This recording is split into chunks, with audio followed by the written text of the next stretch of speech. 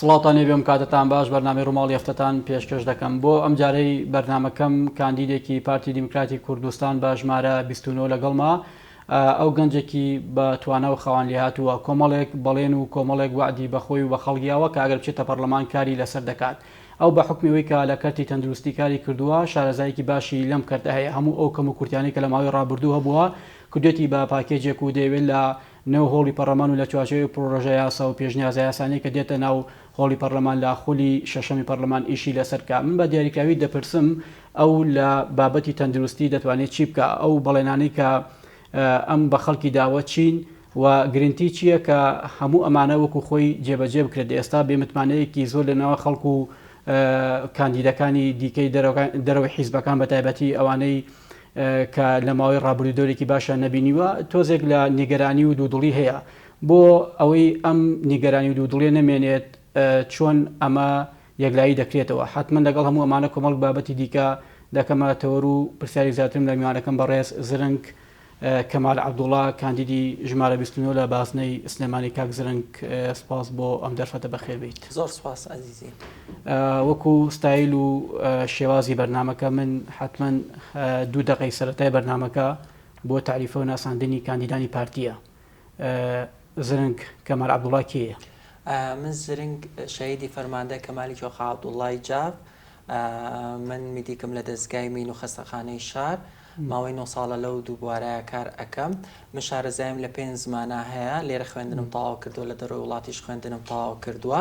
و زیاتر لە 13 وڵات بۆ خوێندن گەڕاوم و زیاتر لە 20 وڵاتی ئەوروپی چووم. خیبرەیەکی باشم هەیە و کاندیدی ژمارە 29 لەسەر لیستی پارتی دیموکراتی کوردستان، خاوەنی کۆمەڵە شەهیدم. من کاتێک 4 ساڵ بووم باوکم شەهید بووە، هەردوو باپیرەکەم شەهیدی پارتیە و 4 مامم هەر شەهیدی پارتیە و 3 خاڵیشم هەر شەهیدی پارتیە، 16 ئامۆزا و پورزا و خاڵۆزاشم هەر شەهیدی پارتیە. بە هیوای سەرکەوتنی ژمارە 29. کاک زرنگ ئەم پرسیارە هەرچەند تۆزێک دووبارەیە، حتمما مەبەست و ئامانجی هەر کاندیدێک دەچێتە پەرلەمان جیاوازە لەوی دیکە. ئەو مەبەست و ئامانجەی کە پاڵی نا بە کاک زرنگەوە بۆ کاندیدبوون چی بوو؟ کۆمەڵی بۆشایی هەبوو لە ڕووی تەندروستی و لە ڕووی گەشت و گوزاریەوە و لە ڕووی پەروەردەوە من ئەمەیە ئەو بۆشایانە لە پەرلەمانە پڕکەمەوە. بۆ نمونە ئێمە لە مودەی 7 ساڵی ڕابردووە کەمی دەرزی ATS لە نەخۆشخانەی شار کێشەیەکی زۆری بۆ دروست کردبووین. گرانی نەشتەرگەریە تایبەتەکان، نیمچە تایبەتەکان ڕێژەیەکی زۆر ئەکرا و بیانی چۆن بڵێ سەپۆرتێکی وامان نەبوو. لەبەر ئەوە من حەزەکەم چۆن بڵێ نرخی ئەو نەشتەرگێرانە دابەزێنین بە شێوەیەکی باش بچینە پێشەوە و کەمی ئەو دەرزیە چارەسەر بکەین. لە ڕووی گەشت و گوزاریشەوە نەقسێکی باشیشمان هەیە، ئێمە هەوڵەدەین ئەو بۆشایانەی کە هەن پڕیان کەینەوە لە ڕووی پەروەردەیشەوە. حەزەکەم پاکێج بە پاکێج باسی کارنامەکەی بەڕێزت بکەم لەسەر کەرتی تەندروستی کۆمەڵێک پرسیارم دەبێت. ئەوەی لە کابینی نوێمی حکوومەت لە کەرتی تەندروستی کردوێتی دەتوانین وەکو فۆرمێکی گرنگی چاکسازی سیر بکرێت و دەمەوێت ئەوەی کە وەکو دکتۆرێک کە تۆ لە ناوەندێکی تەندروستی کارت کردووە حتمما زۆر باش ئاگاداری چاکسازەکانی حکوومەت یاریمی کام خاڵ لە هەمی گرنگتر بوو لای تۆ؟ ڕوبەڕووبوونەوەی کۆرۆنا بە شێوەیەکی بەرچاو حکوومەت بودجەیەکی باشی بۆ تەرخان کرد، نەخۆشەکان تەرخان کران و دکتۆرە بەڕێزەکان و پەرستارەکان هەمویان هەوڵێکی زۆر باشیاندا و بە یارمەتی ڕێزدار مەسرور بارزانی کە بودجەیەکی تایبەتی بۆ ئەو مۆزوع ئەدابین کرد و سەپۆرتی هەموو نەخۆشخانەکانی کرد و زائیدەن ئەوەشمان لە بیری چاو نەچێت خێرخوازان و کەسانی ناوداری شار کاریگەریەکی گەورەیان هەبوو با مافی ئەوانیش نەخۆین بە هەمومان بەیەکەوە بە ڕەجددی زۆر پێرفێکتانە 100% ڕوبەڕی کۆڕبوون نابووینەوە و بە شێوەیەکی بەرچاو ئەومان تێپەڕان. کەواتە ئەو هەنگاوی کە حکوومەتی ئێرەم لە بابەتی ڕوبەڕووبوونەوەی کۆرۆنا نایی دەتوانین بڵێ ناونیشان و دەستپێکی حکوومەتی ناسان بە خەڵک لە کەرتی تەندروستی دواتر هەنگاوەکانی دیکەی بەدووادا هات؟ بالفعل ڕوبەڕووبوونەوەی کۆرۆنا وای کرد خەڵک میتوانەی زیاتر بە حکوومەت و کەرتی تەندروستی هەبێت، چونکە ئەو خزمەتگوزاری کە پێشکەشەکرا لە نەخۆشخانە حکومیەکان هەممان خزمەتگوزاری بوون کە لە نەخۆشخانە ئەهلیەکان جێبەجێ ئەکران، ینی بە شێوەیەکی بەرچاو بە فری هاوکاری زۆر کەس کرد. کاک زرنگ ئەم هەوڵەی حکوومەت ئێرەم و سەرکەوتووی لە تێپەڕاندنی کۆرۆنا چۆن لە ناوەندی تەندروستی جیهانی و نێودەوڵەتی و ڕێکخراوی HWO باس کرا؟ وەکو باسکردنەکە ئێمە دەرگامان کراوە بوو لە وەزارەتی تەندروستیەوە ئەو ڕێنمایانەی کە ئەهات ئێمە هەموویمان جێبەجێ ئەکرد بە شێوەیەکی گشتی بەرچاوانە ژیانی چۆمڵی کۆمەڵە دەستکەوتی گرنگمان بەدەستێنا لەو بوارەوە. باشە ئەوەی کە تایبەت بوو بە چاکسازەکانی کەرتی تەندروستی لە ناوخۆی هەرێم کۆمەڵێک کەم و کورتی ساڵانی ڕابردوو هەبوو حکوومەت هەموو ئەوانەی کە لەم سێکتەرە کردی کامیان گرنگتر بوو لە هەمویان؟ دابەرکردنی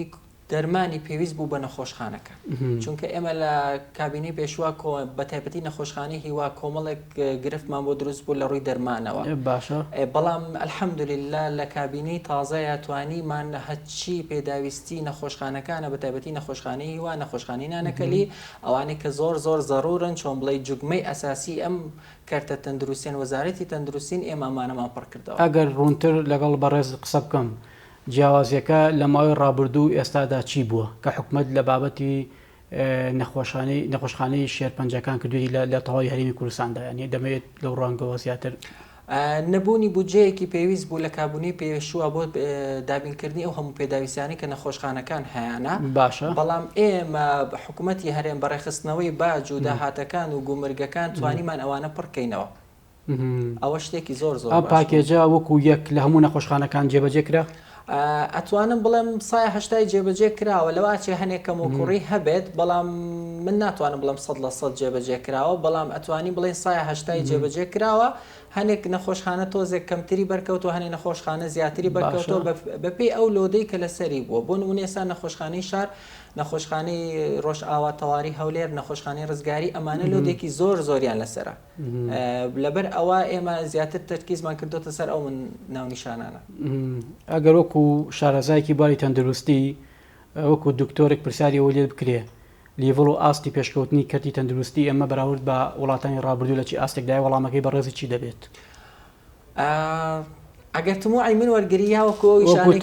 وەکو تموع من هێشتا تموعی زیاترم هەیە باشە بەڵام ئەلحەمدوللیلا ئیشێکی زۆر زۆر باش کراوە ئێمە لە ئێستا لەکان حەن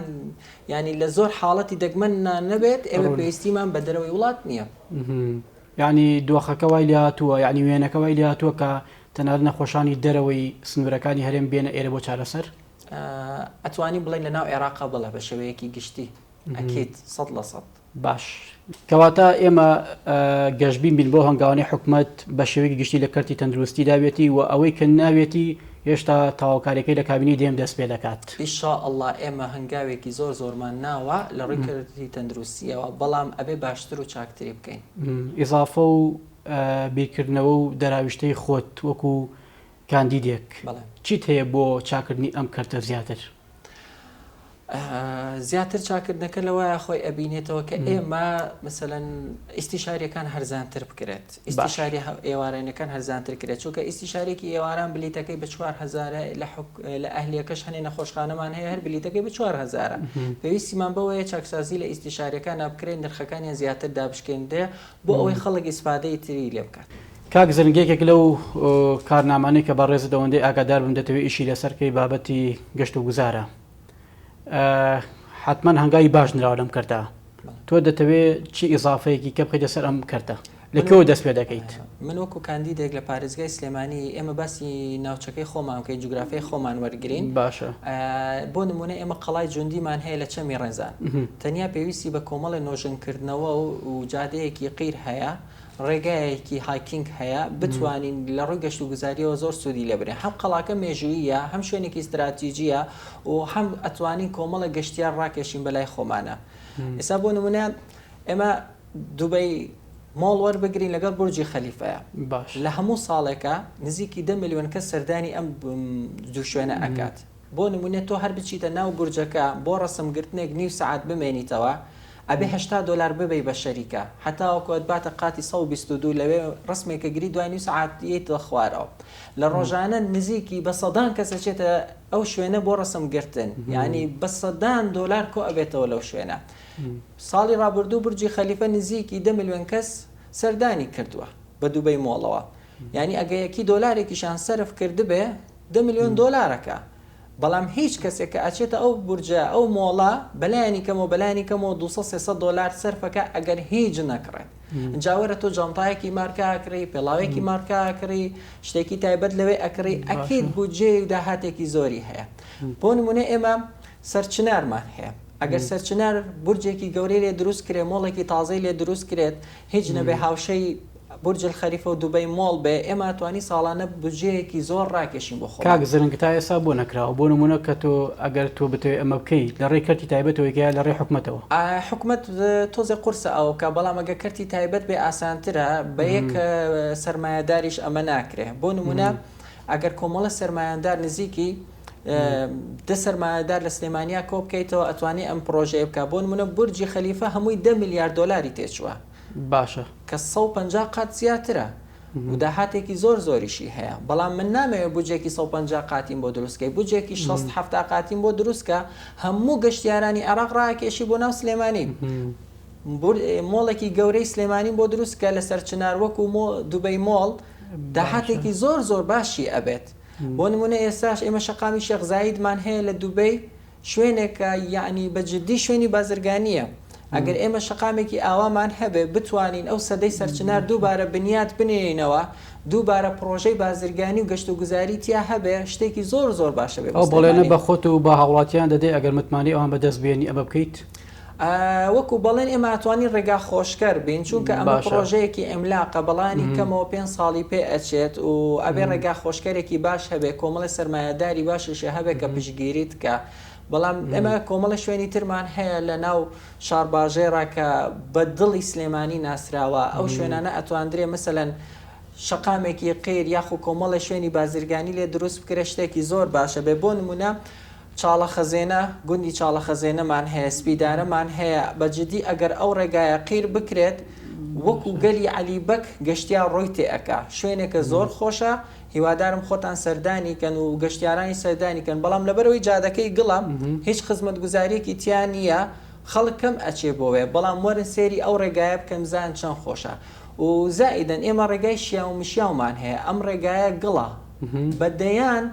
شوێن گوندی گەشتیاری لەوێ بوونی هەیە ئەگەر خزمەتگوزاریان بۆ بچێ شەقامی قیریان بۆ بچێ ئاوەدانیان بۆ بچێ پرۆژەی پەرە پێ بدرێت و زائیدەن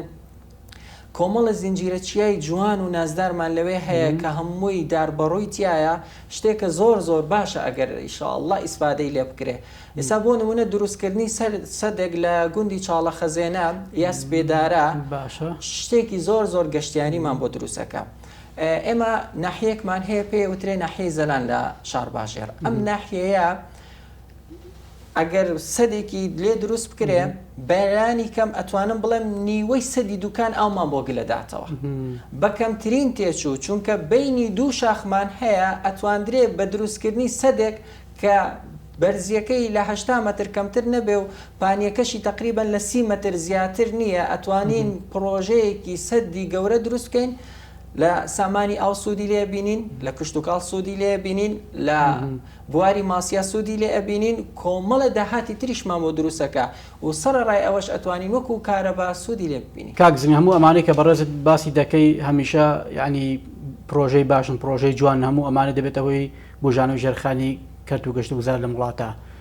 بۆ ئەوەی کە ئەوەی لە ناوچەیەکی وەکو هەولێر و دووە کراوە بۆ ئەوەی لە سلێمانی بکرێت تۆ بەڵێنی چی دەدەیت یعنی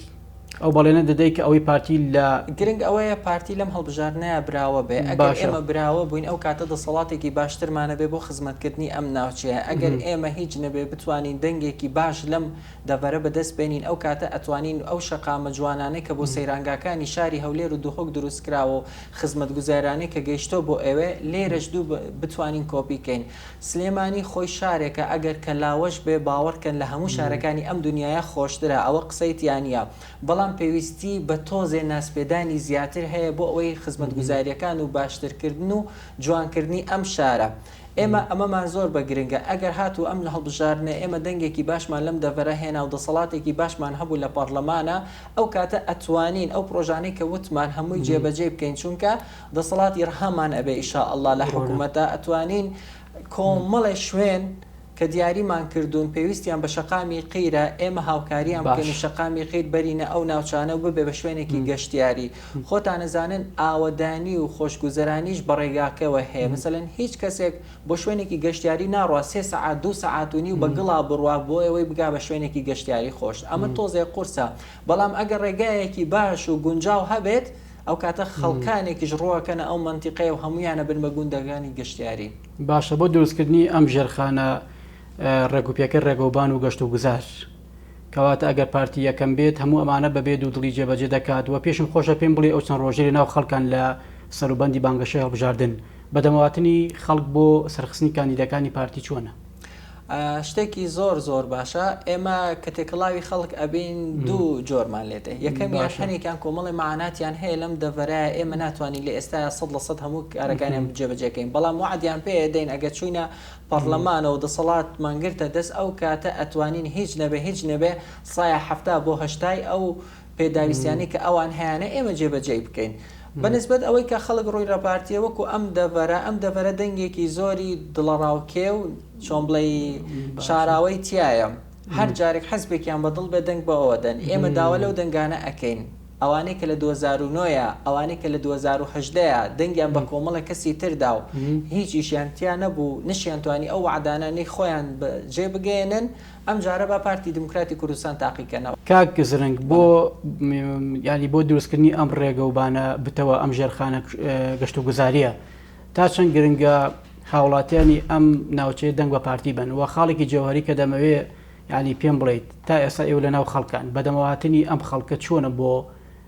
سەرخستنی کاندیدەکانی پارتی لەم سنوورە خەڵک بەدڵێکی فراوانەوە باوەشی کردوتەوە بۆ ئێمە بۆ کاندیدەکانی پارتی ئێمە پشتگیریەکی زۆر باشەکرین لەلایەن خەڵک و حیزبەوە بە شێوەیەکی گشتی ئەتوانین بڵین گەشت بینین ئەو دەنگانی لە ساڵی 2009 2010 بە کۆمەڵە حیزبی ناپێویست درا هیوادارین ئەم جارە بە پارتی دموکراتی کوردستان بدرێت بۆ ئەوەی ئێمە زیاتر دەستکراوە بین لە خزمەتکردنی ئەم وڵاتە ئەم پارێزگا جوانەی سلێمانی و ئەو کاندیدانی کە پارتی دموکراتی کوردستان کاندیدی کردوون هەمووی هەڵقوڵاوی دانیشتوانی ئەم ناوچەیان هیچ کەسێکمان لە دەرەوەی وڵات نەهێناوە بهێنین کردمان بێت بە کاندید هەمووی کەسی خاوەن بنەماڵە و خاوەن عەشیرەتی گەورە و خاوەن کەسایەتێکی باشن لە کوردستانە چاودێری حیزبیشتان لەسەر بۆ ئەوەی ئەو بەڵێنەی کە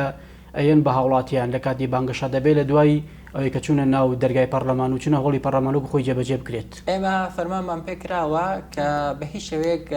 وعدی گەورە نەدەین باشە و سەرۆک بارزانی چەندی کۆبوونەوەی پێوە کردوین تەمەنیان درێژ بە ئینشاءالله چەندی کۆبوونەوەی پێ کردوین کە ئێمە هیچ وعدێک نەدەین کە لە توانامانە نەبێ بەڵام من ئەمەوێت چاڵنجێکی گەورە بکەم لەگەڵ هەموو دانیشتوانی کوردستانە ئینشاءالله ئەگەر من بێت و بچمە پەرلەمانەوە زرین کەمال دەربچێت من بە تەمام ئینشاءالله لە مودەی ئەم 4 ساڵەیە بەبێ گەڕانەوە بۆ حکومەت بەبێ گەڕانەوە بۆ حیزب سایە پەنجای کێشەی یەکەی نیشتەجێبوون لە کوردستانە چارەسەر بکەم بەڵێنێکی قورس نییە بەڵێنا بۆ دلیل و بەڵگە چییە بۆ ئەوەی ئەم بەڵێنە ئەم نیەتە کە کاگزرنگ کەمال عەبدوڵڵاهێتی و خۆی جێبەجێ کات پرسیارەکە زۆر بەجێ خۆی سیقەکردن بە بەڵێنەکانی کاندید تۆزێ قورسە چونکە ئەڵێ کاندیدە و لە کاتی بانگەشە هەیە بەڵام من وەکو خودی خۆم هەرچی وتبێ جێبەجێم کردووە بۆ ئەوەی ئێمە خاوەنی بنەماڵەی و دیوەخانین لەسەر ئەوە ناتوانین بەڵێنێک بە خەڵک بدەین کە ناتوانین جێبەجێ بکەین هەڵبەتە ئەو بەڵێنە لە توانای جێبەجێکردنی منە هەیە بۆیە ئەتوانم بیدەم بە خەڵک ئەتوانی میکانیزمی جێبەجێکردنی بڕارێکمان پێ بڵێ تاوەکو هاوڵاتیش دڵنیا بێ لەمە کاتی خۆی ئینشاءالله 100% بەڵام بەڵێنیتان پێ ئەدەم ئەگەر من لە ماوەی 2 ساڵە نەمتوانی لە پەرلەمانە ئەمە جێبەجێ بکەم ئەکید دەست لە کارە کێشمەوە چونکە بەڵێنێکە قورس نییە بەڵام کۆمەڵە کاری ئەوێت و ئەتوانی هاوکاری خەڵک بکەی لە دروستکردنی یەکەی نیشتەجێبوون بە سعرێکی زۆر گونجاو بە شێوازێکی زۆر گونجاو وێنە و بەڵێنی کاگزرنگ کەمال عەبدوڵڵاه وەکو کاندیدی پارتی لەم سنوورە وەکو خۆی بە هاوڵاتی گەیشتووە ئەوەنەی من بینیمێت و خەڵک منی بینی بێت بەڵێ بە دڵنیاییەوە چونکە ئێمە چوینێتە هەر شوێنێک کە قسەمان بۆ هەچ ماڵێک کردو هەچ کەسێک کردووە پرۆژەکانی منی بەدڵ بۆ نمونە من وتومە سایە هەشتای موچەکەمە بەخشم بە کەسوکاری شەهیدان و پێشمەرگە بۆ نمونە وتومە ئێمە پێویستە مارکێتێکی نیشتیمانیمان هەبێت لە هەموو شارەکان ئەم مارکێتی نیشتیمانی حەزەکەم یەک خولەک ڕوونکردنەوەی لەسەر بە مارکێتی نیشتیمانی چییە لە زۆربەی وڵاتەکان و شوێنەکان هەیە ئێمە خۆتان نەزانین کۆمەلگا بەسەر چین چەند چینێکا دابش ئەبێت ئەم چینانە هەرکێکێکیان مستەوای دارایی جیاوازە. ئەگەر من مارکێتێکی نیشتیمانیم هەبێ بۆ کەسی کەسوکاری شەهیدان، بۆ کەسوکاری پێشمەرگە، بۆ کەسوکاری کەمەندامان و زائیدن ئەو کەسانی کە موچەکانیان لە خوار 600,000ەوەیە. مارکێتێکی نیشتیمانی هەبێ بتوانێت ئەو پێداویستیانی کە لە دەرەوە ئەیکڕێت بە 100,000 لەوێ بە 50,000 بیکڕێ زۆر باشە. ئەم مارکێتە نیشتیمانی چۆن دروست ئەکرێ؟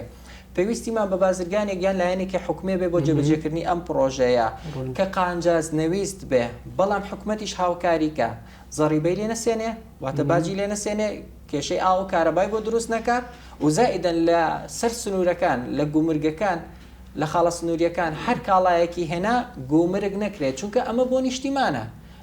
بە نمونە بڵێن ئەم مارکەتی نیشتیمانە ئەم کەسە ئەتوانێت یەک هەفتەی یەک جار ئەتوانێت شتی لێ بکڕێ. ئیسفادەیەکی زۆرە. نمونەیەکی بەسیتی بۆ بێنم، هەر کەسێک کە معاشەکەی 650,000 یا 600,000 بێ، مانگانە کە معاش وەرئەگرێت ئەچێت بەس پێداویستی پاکەرەوەی ناوماڵەکەی بکڕێت لە تایت و سابوون و شامپۆی تر ئەدەواتی غەسالە و مشتەمەلات، ئەمانە وەرگری سێرەکە نزیکی 150,000 ئەوێت. بەڵام ئەگەر ئەو کەسە بە 75,000 بە 60,000 ئەمەی بۆ حەل بکرێت، شتێکی زۆر باشە، چونکە ئەو معاشەی لەو بابەتایە سەرف ناکە هەمووی، چونکە معاشەکەی خۆی نزیکی 450,000ە. ئەگەر لە مانگێکە دوو نەخۆشی هەبێ، دوو سەردام بکە، سەفەرێکی بچووکی ناو کوردستان بکە، یعنی معاشەکەی تەواو بوو. بەڵام ئێمە هاوکاری بکەین لەو مارکەتی نیشتیمانیە کە ئێستا بۆ نمونە وڵاتی تورکیا بە نمونە وەرگرین. لە هەموو گەڕێکێکی وڵاتی تورکیا مارکێتێکی نیشتیمانی مارکێتی بین هەیە کە شتەکانی بە نرخێکی زۆر گونجاو ئەفرۆشێ بە خەڵک. ئەتوانین ئەمە کۆپی بکەین لە ناو کوردستانە، شتێکی زۆر باش دەرئەچێت. یعنی زۆر گونجاوە بۆ کوردستان و پێویستیشمانە. خۆتان نەزانین ئێستا زۆربەی چینی وەسەد کەم بووە، یا دەوڵەمەنە یا هەژارە. باش کەواتە بۆ جێبەجێکردنی هەموو ئەم بڕگە و مادە و بەڵێنە باشانەی کە گەنجێکی وەکو بەڕێزت هەتە بۆ کاری داهاتی پەرلەمان، ئەگەر هاوڵاتی دەنگ بە زرن کەمال عەبدوڵڵا نەدات، غەدر لە خۆی دەکات یا غەدری لە تۆ کردووە؟ وەڵاهی پێشەکی غەدری لە دەستگای مین کردووە. باش دەستگای مین بۆ لەبەر ئەوەی دەستگای مین نزیکی 30 ساڵە لەم کوردستانە خزمەت دەکەن وەکو پێشمەرگە ئاسا بە خوێنی خۆیان بە گیانی خۆیان لەم شاخانەی کوردستان خەریکی ئازادکردن و پاکردنەوەی کوردستانن لە مین و تەقەمەنی بە شێوەیەکی بەرچاو هەوڵەدەن بۆ کوردستان. هەموو ڕۆژێک کاژمێر 2 نیوی بەیانی 2 نیوی شەو ئەڕۆن بۆ کار هەتاوەکو سەعات 1 نیوەڕۆ، یعنی لە ڕۆژێکە نزیکی 11 سەعات 10 سەعات لە ئەرکان، ئەو 6 سەعاتەی لەوێ و ئەو 4-5 سەعاتەی لە ڕێگا سەرفی ئەکەن، زۆر تاقەیان ئەبات، زۆر هیلاکیانەکە. نزیکی 30 ساڵە